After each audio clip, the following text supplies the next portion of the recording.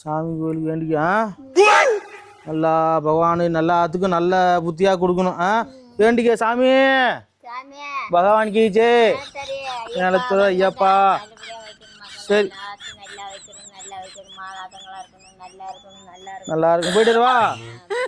சரிப்பா.